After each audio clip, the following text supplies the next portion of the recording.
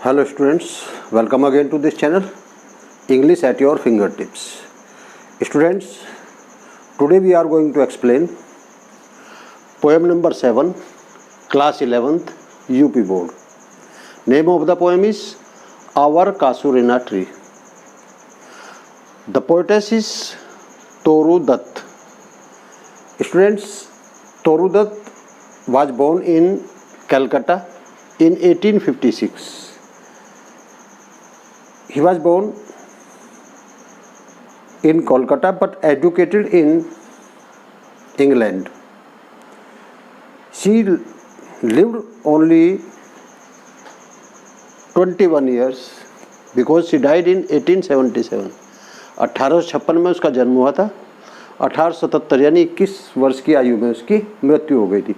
लेकिन short period में उसने कुछ बहुत ही रिमार्केबल पोएम्स लिखी है.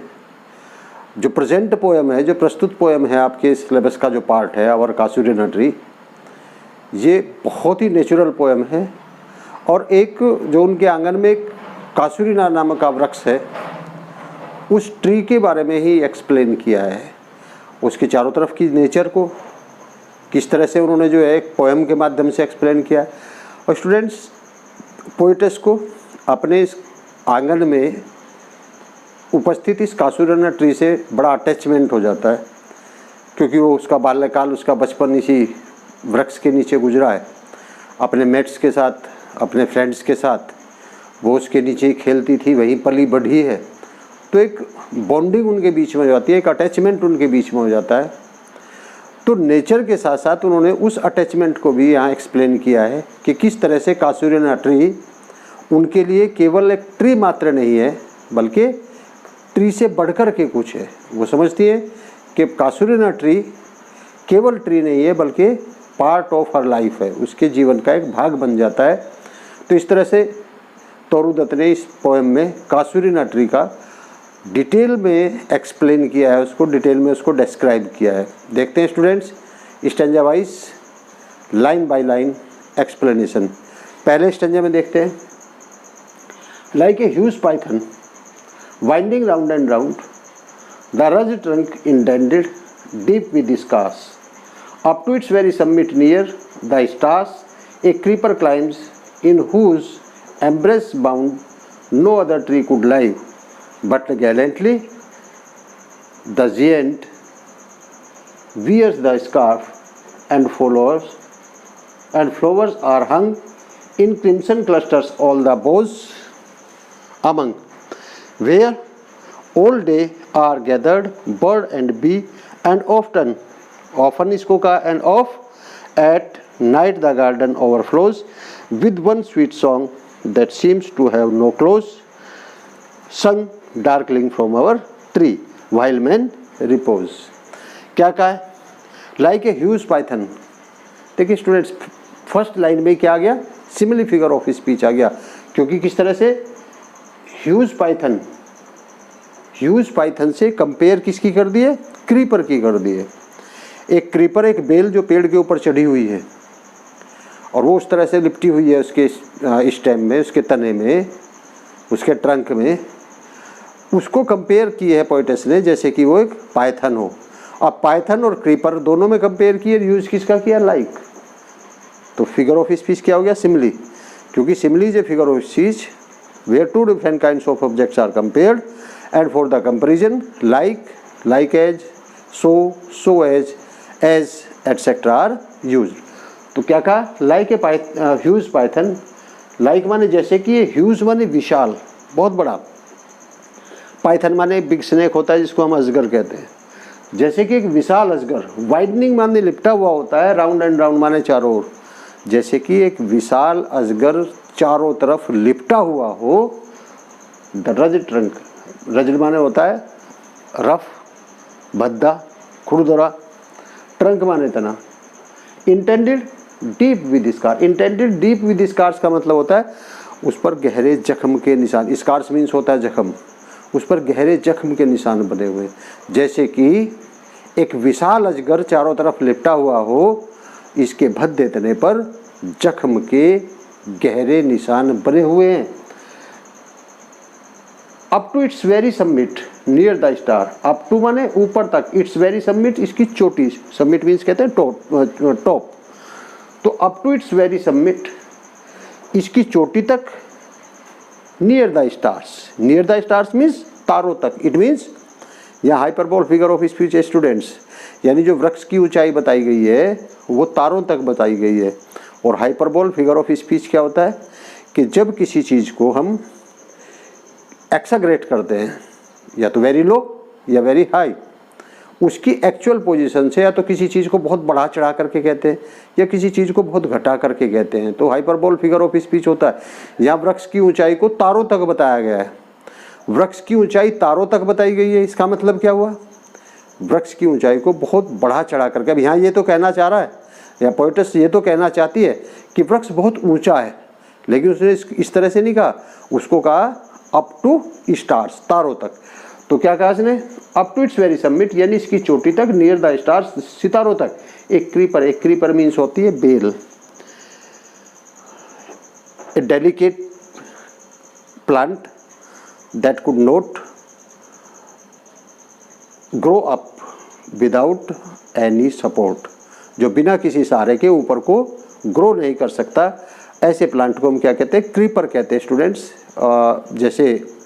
जैसे हिंदी में हम बेल कहते हैं, बेल, लता भी हम कहते हैं कि वो बिना सपोर्ट के ऊपर नहीं चढ़ सकती। आप घिया की हो सकती है, तोरी की हो सकती है, लौकी की हो सकती है, कद्दू की हो सकती है, खीरा, ये सब बेल पे लगने वाले सब्जियां हैं। तो इसने कहा है एक क्रीपर क्लाइम्स के नीचे से लेकर के चोटी से चोटी तक इस पेड़ पर एक बेल चढ़ी हुई है।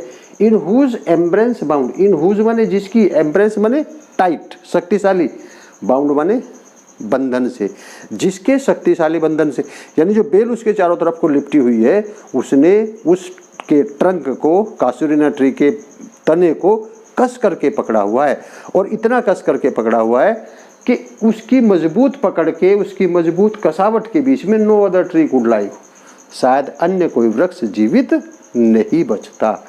यानी उस बेल ने उस कासूरिना ट्री के तने को इतना मजबूती से जकड़ा हुआ है, इतना मजबूती से होल्ड किया हुआ है कि यदि कोई अन्य वृक्ष होता तो शायद जीवित नहीं बचता।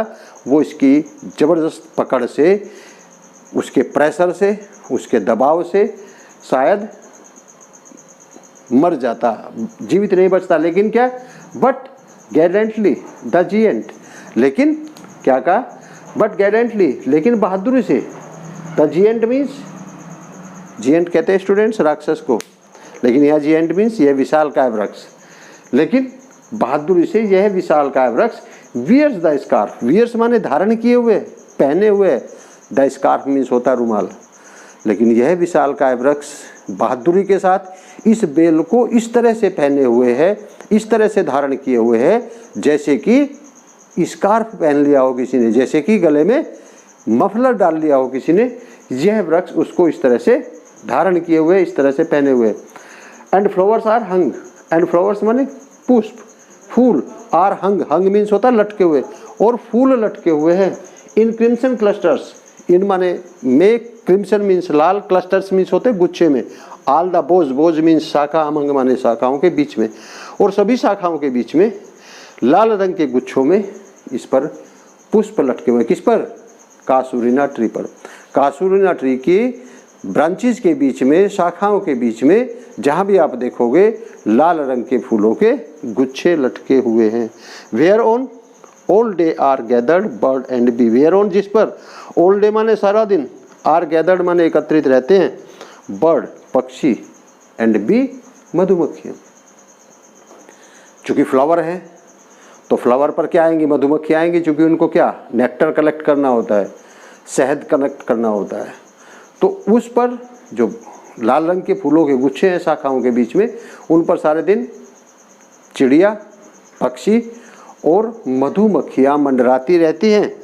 एंड ऑफन, और क्या कहते हैं, अक्सर, एट नाइट, और अक्सर रात्रि के समय, द गार्डन ओवरफ्लोज, और अक्सर रात्रि के समय गार्डन जो होता है वो ध्वनि से भर जाता है, एक आवाज़ से ओवरफ्लो हो जाता है, भर जाता है। विद वन स्वीट सॉन्ग, किससे, एक मधुर गीत से, that seems to have no close, जो ऐसा लगता है कि कभी भी बंद नहीं होगा। जो ऐसा प्रतीत होता है कि कभी भी बंद नहीं होगा, वो गीत लगातार गाते रहेंगे ऐसा लगता है। और ये गीत कौन गाते हैं? ये गीत गाते हैं बर्ड एंड बी। पक्षी उस पर कलकल की ध्वनि उत्पन्न करते हैं, चहचहाते हैं, और बी जो होती हैं वो हमिंग करती हैं, यानी भिनभिनाती हैं। तो रात्रि के समय अक्सर कई बार ऐसा होता है कि उस पर जो पक्षी और उस पर जो बर्ड्स, उस पर जो बीज और उस पर जो दूसरे इंसेक्ट आते हैं, वो अक्सर रात को ऐसा गीत गाते हैं, ऐसी साउंड क्रिएट करते हैं जिसको पोएट्रेस को गीत लग रही है। एक ऐसी साउंड क्रिएट्स करते हैं जो ऐसा लगता है कि कभी भी बंद नहीं होगी। Seems to have no close, ऐसा लगता है कि ये कभी क्लोज नहीं होगी, कभी बंद नहीं होगी। संग डार्कलिंग फ्रॉम अवर ट्री, संग माने गाया जाता है, डार्कलिंग फ्रॉम अवर ट्री, हमारे वृक्ष से, while man repose, repose means होता है स्लीप, रेस्ट करना, आराम करना, सो जाना। कि जब आदमी सो जाते हैं तब भी, उस समय भी, रात्रि के समय हमारे कासुरीना ट्री से एक ऐसा गीत गाया जाता है जो ऐसा प्रतीत होता है कभी समाप्त नहीं होगा। अर्थात उस समय भी उस पेड़ के ऊपर दूसरे जो जीव जंतु, दूसरे जो इंसेक्ट्स होते हैं, जो बर्ड्स वगैरह होती हैं, जब आदमी विश्राम करता है वो उस समय भी वहाँ से एक प्रकार की साउंड क्रिएट करती है जो पोएटेस को गीत के समान लगती है। और ऐसा लगता है पोएटेस को कि ये कभी भी समाप्त नहीं होगा, लगातार इसी तरह से गाया जाता रहेगा। जबकि रात्रि होने के कारण जो मनुष्य हैं वो आराम करते हैं। तो स्टूडेंट्स, इस फर्स्ट स्टैंजा में कासुरीना ट्री के चारों तरफ का जो एनवायरनमेंट है और चारों तरफ की जो नेचर है पोएटेस ने वो एक्सप्रेस की है। फिर भी एक बार एक झटके के साथ देखते हैं। लाइक ए ह्यूज पाइथन, एक विशाल अजगर की तरह, वाइंडिंग राउंड एंड राउंड, इसके चारों तरफ लिपटी हुई है। द ट्रंक, इसके भद्दे तने के चारों तरफ, इंटेंडेड विद स्कार, जिसने गहरे जख्म के निशान भी बना दिए हैं। Up to its very summit, इसकी चोटी तक, नियर द स्टार्स, सितारों तक, एक क्रीपर क्लाइम्स, एक बेल चढ़ी हुई है। इन हुज एम्ब्रेस बाउंड, जिसकी मजबूत पकड़ से no other tree could live, शायद कोई अन्य पेड़ जीवित नहीं बचा होता। बट गैलेंटली द जिएंट, लेकिन बहादुरी के साथ इस विशालकाय वृक्ष ने वियर्स द स्कार्फ, इसको ऐसे धारण किया है मानो कि किसी ने मफलर पहन लिया हो। एंड फ्लावर्स आर हंग, और पुष्प लटके हुए हैं। इन क्रिम्सन क्लस्टर्स ऑल द बोज अलंग, इसकी सभी शाखाओं के बीच में, अमंग मीन्स बीच में, बोज मीन्स ब्रांचेज, इसकी सभी शाखाओं के बीच में लाल रंग के फूल गुच्छों के रूप में लटके हुए हैं। Where all day are gathered bird and bee, जिस पर पूरे दिन पक्षी और मधुमक्खियाँ एकत्रित रहती हैं। एंड ऑफन एट नाइट, और अक्सर रात्रि के समय, the garden overflows with one sweet song, और रात्रि के समय अक्सर एक मधुर गीत से पूरा जो गार्डन है वो ओवरफ्लो हो जाता है, भर जाता है। That seems to have no close, जो ऐसा लगता है कि यह गीत कभी भी बंद नहीं होगा, कभी भी समाप्त नहीं होगा। संग डार्कलिंग फ्रॉम अवर ट्री, हमारे पेड़ से गाया जाता है। वाइल मैन रिपोज, जबकि आदमी सो जाते हैं। जब आदमी सो जाते हैं तब भी पेड़ से एक मधुर गीत की आवाज़ आती रहती है, और हमारे पेड़ से जो इंसेक्ट्स होते हैं, जो बीज होती हैं, वो एक मधुर गीत गाती है। स्टूडेंट्स, ये था आपका फर्स्ट स्टैंजा, और कासुरीना ट्री के चारों तरफ के जो एनवायरनमेंट को है तोरू दत्त ने एक्सप्लेन किया है। दूसरे स्टैंजा में देखते हैं स्टूडेंट्स पोएम के दूसरे स्टैंजा में तोरू दत्त ने, पोएटेस ने, प्रातःकाल का वर्णन किया है और दिन का वर्णन किया है। इससे जो पहला जो स्टैंजा था उसमें नेचुरल ब्यूटी और कासुरीना ट्री लगता कैसा है, कैसा होता है, किस तरह से रात में जो है, और जब शाम हो जाती है, जब आदमी सो जाते हैं, किस तरह से मक्खियाँ और दूसरे इंसेक्ट्स जो होते हैं और जो बर्ड्स होती हैं वो किस तरह से स्वीट सॉन्ग गाती हैं, और वो ऐसा लगता है कभी बंद नहीं होने वाला है। आदमी सो जाते हैं लेकिन वो चलता रहता है। यहाँ मॉर्निंग का जिक्र किया है, और पूरे दिन में किस तरह की गतिविधि चलती रहती है उसका जिक्र किया है। कैसे डिस्क्राइब किया है, देखिए।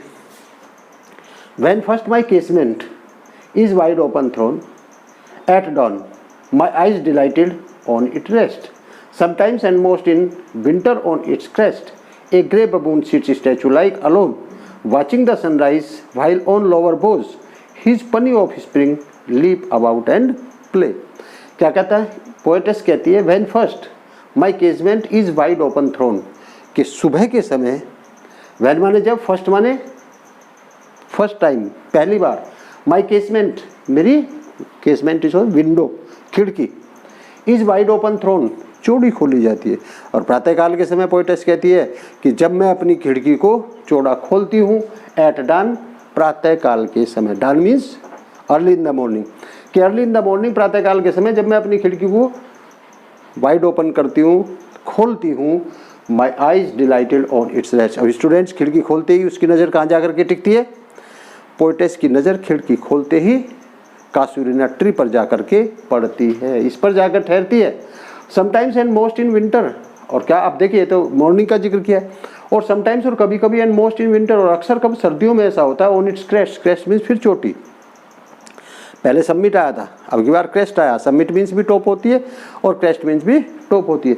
और समटाइम्स कभी कभी एंड मोस्ट इन विंटर, और अक्सर सर्दियों में ऐसा होता है कि ऑन इट्स क्रेस्ट, इसकी चोटी पर एक grey baboon sits statue like alone. एक ग्रे बबून माने, एक ग्रे माने ग्रे कलर का, बबून मीन्स होता है मंकी, एक स्पेशल मंकी होता है जिसका मुंह कुत्ते के जैसा दिखाई देता है।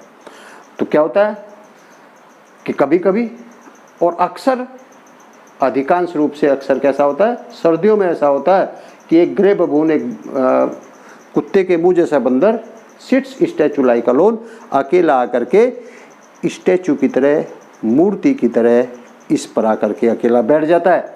वॉचिंग द सनराइज, और क्या करता है, सूर्य उदय को देखता रहता है। तो कभी कभी, मुख्य रूप से, विशेष रूप से, अधिकांश रूप से सर्दियों में ऐसा होता है कि एक ग्रे बबून आकर के, एक मंकी आकर के इसकी चोटी पर बैठ जाता है और सूर्य को उदय होते हुए देखता है। वाइल माने जबकि ऑन लोअर बोज, जबकि नीचे की जो शाखाएं हैं वृक्ष की, कासूरिना ट्री की जो नीचे की शाखाएं हैं, हिज पनी मीन्स उसके स्मॉल, पनी मीन्स स्मॉल, छोटे, ऑफ स्प्रिंग मीन्स बच्चे, संतान होती है वैसे तो ऑफ स्प्रिंग मीन्स, लेकिन यहाँ बच्चे, जबकि नीचे की शाखाओं पर उसके छोटे बच्चे leap about and play. Leap about means उछलते कूदते रहते हैं, एंड प्ले मीन्स खेलते रहते हैं। तो ग्रे बबून आकर के क्रेस्ट पर बैठ जाता है, सनराइज को वॉच करता है, जबकि नीचे की शाखाएं जो होती हैं उस पर जो उसके छोटे बच्चे होते हैं वो उछलते कूदते और खेलते रहते हैं। तो स्टूडेंट्स, इस स्टैंजा में सेकंड में सनराइज का यानी अर्ली मॉर्निंग का डिस्क्रिप्शन दिया है पोएटस ने, कि किस तरह से जब वो अपनी खिड़की खोलती है तो उसकी नज़र कहाँ जा कर के पड़ती है, पोएटस की नज़र कासूरिना ट्री पर पड़ती है, और वो क्या देखती है कि इसकी चोटी पर आकर के एक ग्रे बबून बैठ जाता है, सनराइज को देखता है, जबकि जो उसकी नीचे की शाखाएं हैं उस पर उसके जो छोटे बच्चे हैं वो उछल कूद कर रहे हैं और खेल रहे हैं। आगे क्या होता है, एंड फार एंड नियर कोकिलाज। अब देखिए मॉर्निंग का टाइम, एक और क्या पता, एंड फार एंड नियर, और कभी कभी दूर और कभी कभी पास। कोकिलाज मीन्स कोयल। हेल द डे, हेल माने स्वागत करना, द डे माने दिन का, और कभी कभी पास और कभी कभी दूर, यानी इसके वृक्ष के आसपास जो कोयल होती है वो कू कू की आवाज़ करके दिन का स्वागत करती है। मॉर्निंग कौन वॉच कर रहा था, सनराइज को वॉच कर रहा था मंकी, ग्रे बबून सनराइज को वॉच कर रहा है, कोकिला हेल द डे दिन का स्वागत करे। देखिए क्या कितना अच्छा दृश्य आपके सामने पोएटस रखना चाहती है कि कासूरिना ट्री जब मॉर्निंग होती है वो वाइड कर ओपन अपनी कैसमेंट को, खिड़की को खोलती है, उसकी नज़र जा कर के उस कासूरिना ट्री पर पड़ती है।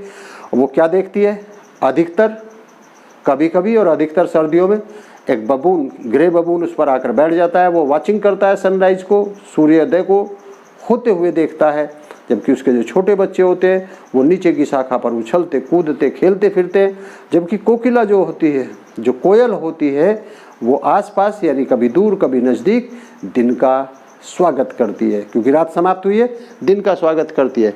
आगे क्या होता है दिन में फिर, and to their pasture wend our sleepy cause.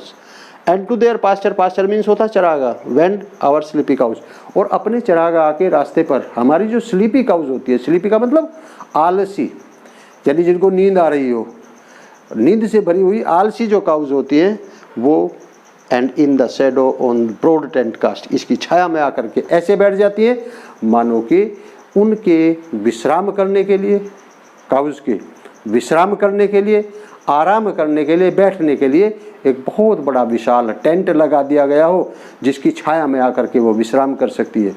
तो जो पास्चर में जब जाती है, चरागाह में, घास के मैदान में जब घास चरने जाती हैं तो वहाँ जाती हुई और आती हुई जो स्लीपी काउज होती हैं वो इस कासूरिना ट्री की छाया में बैठ करके इस तरह से विश्राम करती हैं, ऐसे आराम करती हैं मानो कि ये कासूरिना ट्री ना हो करके एक बहुत बड़ा टेंट, बहुत बड़ा तंबू उनके विश्राम करने के लिए लगा दिया गया हो। इतनी ज़्यादा छाया इस कासूरिना ट्री की है, क्योंकि कासूरिना ट्री क्या है, ह्यूज है, बहुत विशाल है, तो उसकी छाया में आकर के गायें विश्राम करती हैं।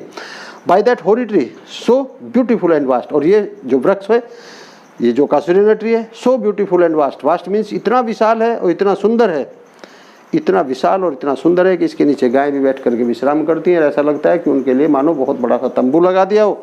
और दूसरा क्या कहता है, एंड वाटर लिलीज, और जो कुमुदनी के पुष्प हैं, स्प्रिग, वो इस तरह से उगते हैं लाइक स्नो एंड मास्ल। चूँकि वाटर लिलीज जो होते हैं वो वाइट कलर के होते हैं, तो उसके नीचे उसकी छाया में वाटर लिलीज इस तरह से उगे हुए हैं मानो कि किसी ने स्नो एंड मास्ल कर दिया हो, यानी बर्फ बिखेर दिया हो। स्नो किस तरह का होता है, स्नो वाइट कलर का होता है, और जो ये लिलीज है, ये लिलीज किस तरह की है, इन पर वाइट फ्लावर आते हैं। तो जो स्नो जो लिलीज हैं वो उसके नीचे उगी हुई हैं, और पोएटेस को वो इस तरह से दिखाई देती हैं मानो कि किसी ने लाइक, फिर से देखिए simile figure of speech, water lilies spring, water lilies spring like snow and mask, कि वाटर लिलीज इस तरह से उगी हुई है जैसे कि किसी ने बर्फ बिखेर दिया हो इसकी छाया में। तो वाटर लिलीज भी उगी हुई है, क्योंकि बहुत वास्ट है, बहुत विशाल है, बहुत ह्यूज है, और काउज भी इसके नीचे रेस्ट करती है। इसके ऊपर क्रेस्ट पर आकर के बबून बैठ जाता है। बर्ड्स और इंसेक्ट्स तो पता नहीं कितने सारे होते हैं। जो बबून है, बबून की जो ऑफ स्प्रिंग्स हैं, जो उसके स्मॉल किड्स हैं, वो नीचे की जो शाखाएं हैं उन पर उछलते कूदते फिरते हैं। तो स्टूडेंट्स, इस सेकंड स्टैंजा में भी मॉर्निंग और दिन का एक्सप्लेन किया गया है, इसकी नेचुरल ब्यूटी को एक्सप्लेन किया गया कि किस तरह से कासूरिना ट्री पोएटस की पार्ट ऑफ लाइफ बन चुका है, जीवन का एक अभिन्न अंग बन चुका है। और पोएटस किस तरह से इम्प्रेस है, और इम्प्रेस हो भी क्यों ना, क्योंकि पोएटस का उस कासूरिना ट्री के साथ एक अटैचमेंट है। क्योंकि जैसे ही वो सुबह वो खिड़की खोलती है तो पहली नज़र उसकी किस पर पड़ती है, उस कासूरिना पर पड़ती है। तो कासूरिना ट्री उसके लाइफ का एक पार्ट बन जाता है। तो इसमें भी, इस सेकेंड स्टैंजा में भी स्टूडेंट्स, जो पोएटस है उसने beauty and beauty, beauty and beauty और नेचुरल एनवायरनमेंट को एक्सप्लेन किया है। देखते हैं थर्ड स्टैंजा में क्या स्टूडेंट्स।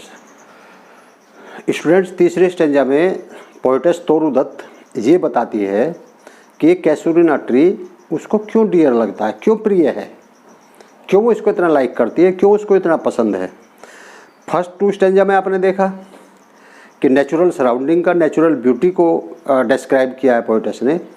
अब इसमें जो वो करती है वो ये बताती है कि वो इतना डियर, इतना प्रिय क्यों है पोएटस को, और क्यों वो इसको इतना चाहती है, क्यों इतना इसको पसंद करती है। देखिए क्या कहती है, but not because of its magnificence. चूँकि पहले 2 स्टैंजा में पोएटस ने इसकी मैग्निफिसेंसी को एक्सप्लेन किया है कि क्यों इतना शानदार है ये, तो इसके सौंदर्य का वर्णन किया है, इसके मैग्निफिसेंसी का वर्णन किया है। तो लेकिन यहाँ इस लाइन में क्या कहती है, but not because of its magnificence, कि इसकी भव्यता के कारण, इसके सौंदर्य के कारण ये मुझे प्यारा नहीं है। Dear is the casuarina to my soul, ये बहुत सुंदर है, इसके चारों तरफ बहुत सारा सौंदर्य है, ये शानदार है, इसलिए मुझे कासूरिना ट्री प्यारा नहीं है।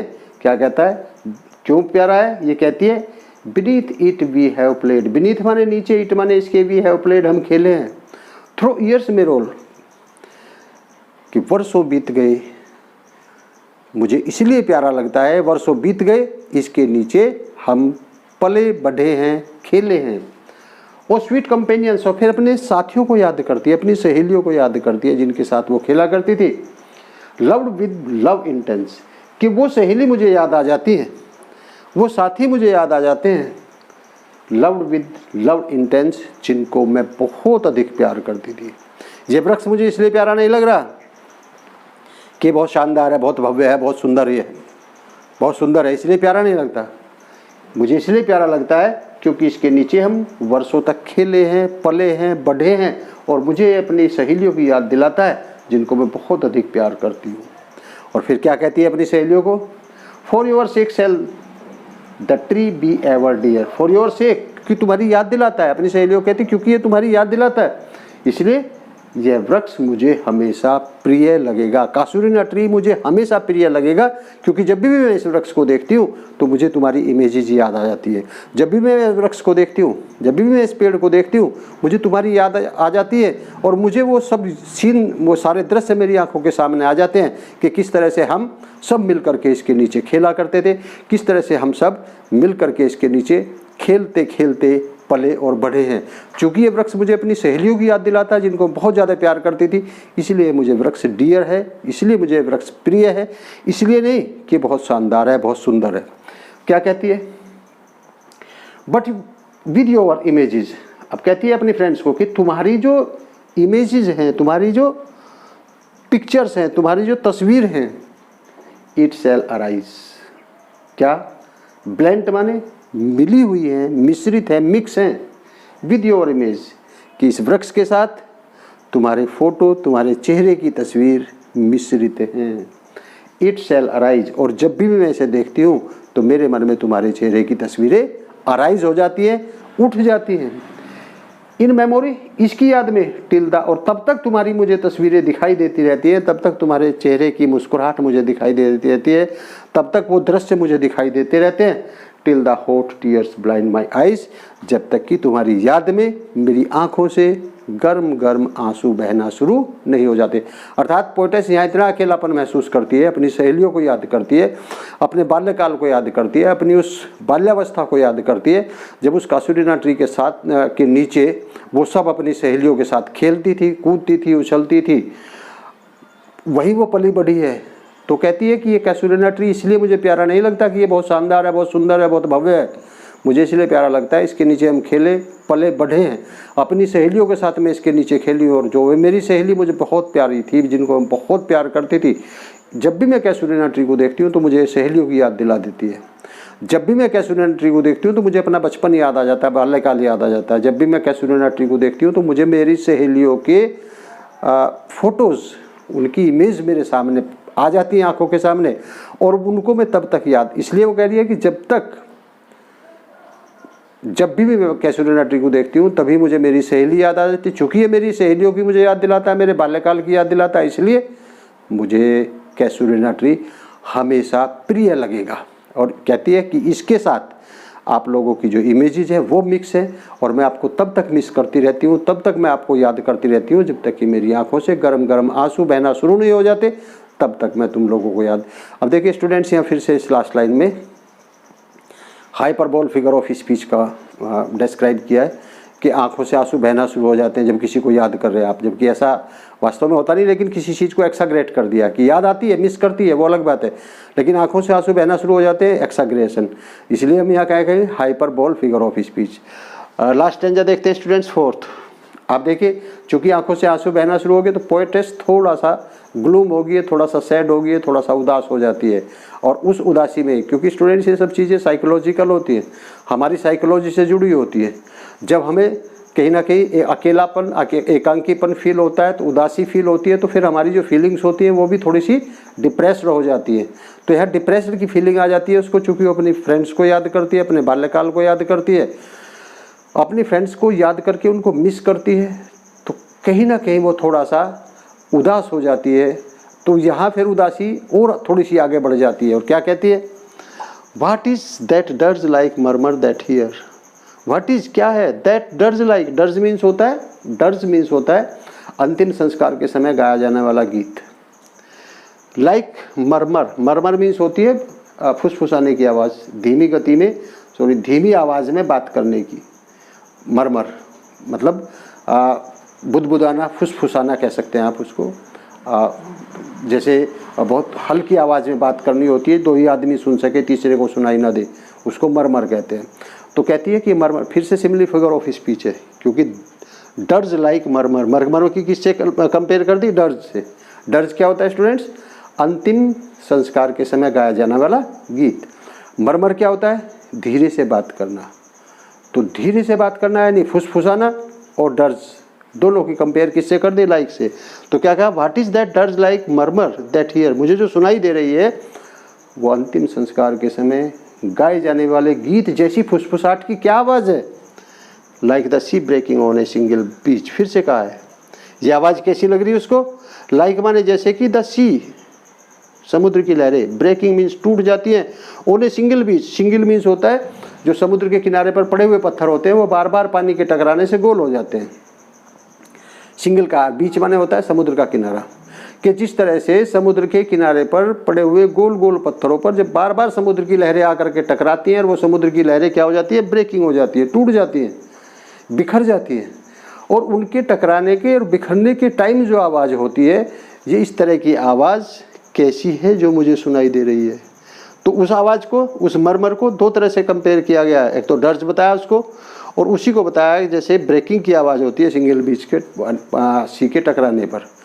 तो ये आवाज़ कैसी है, उसको एक आवाज़ सुनाई देती है जिसको कंपेयर करती है, कभी करती है किससे, मरमर से करती है, कभी डर्ज से करती है, और कभी किससे करती है, सी ब्रेकिंग ऑन ए सिंगल बीच। तो उनकी कंपेयर करिए कि आवाज़ कैसी है, विचित्र आवाज़ है। फिर क्या कहती है, it is the tree's lament an eerie speech. और फिर कहती है हो, it is the tree lament, lament means होता है स्टूडेंट्स विलाप, रोने की आवाज़। अच्छा, ये तो वृक्ष विलाप कर रहा है। फिर वो जब उसको पहले क्वेश्चन करती है तो क्वेश्चन का आंसर वो अपने आप देती है, अच्छा ये तो लेमेंट ऑफ ट्री है, यानी वृक्ष के विलाप करने की आवाज़ है, एन एरी स्पीच। और कहती है विलक्षण आवाज़ है, अनोखी आवाज़ है, पहले कभी नहीं सुनी, अद्भुत आवाज़ है, डरावनी आवाज़ है, भयावह आवाज़ है। वृक्ष के विलाप करने की है तो भयानक आवाज़ आ रही है। और कहती है that happily to the unknown land may reach. और वो क्या कहती है, दैट हैप्पली, कि यह शायद to the unknown land may reach, किसी अज्ञात स्थान पर शीघ्र चली जाएगी।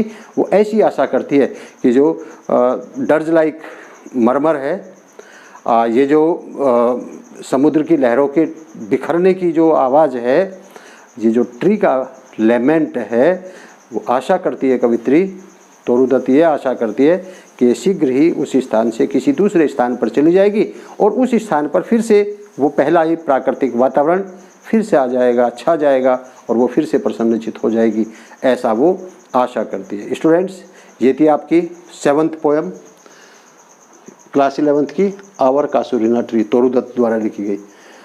स्टूडेंट्स, यदि आपने मेरे चैनल को सब्सक्राइब नहीं किया तो प्लीज़ चैनल को सब्सक्राइब करिए, वीडियो को पूरा देखिए, लाइक करिए, कमेंट करिए, अपने साथियों के साथ ज़्यादा से ज़्यादा इसको शेयर करिए। जितनी ज़्यादा से ज़्यादा कर सकते हैं उतनी ज़्यादा से ज़्यादा शेयर करिए, ताकि आपके फ्रेंड्स भी अधिक से अधिक इस वीडियो को देख करके अपनी इस पोएम को अच्छे से समझ सके और अपने एग्ज़ाम की प्रिपरेशन कर सके। स्टूडेंट्स, चैनल को सब्सक्राइब जरूर करिए, क्योंकि सब्सक्रिप्शन से आपको आने वाली जो वीडियोज़ हैं उनके नोटिफिकेशन प्राप्त होते रहेंगे। तो स्टूडेंट्स, सब्सक्राइब करिए, लाइक करिए, कमेंट करिए, अपने साथियों के साथ शेयर करिए। मिलते हैं नेक्स्ट वीडियो में, तब तक के लिए थैंक यू वेरी मच।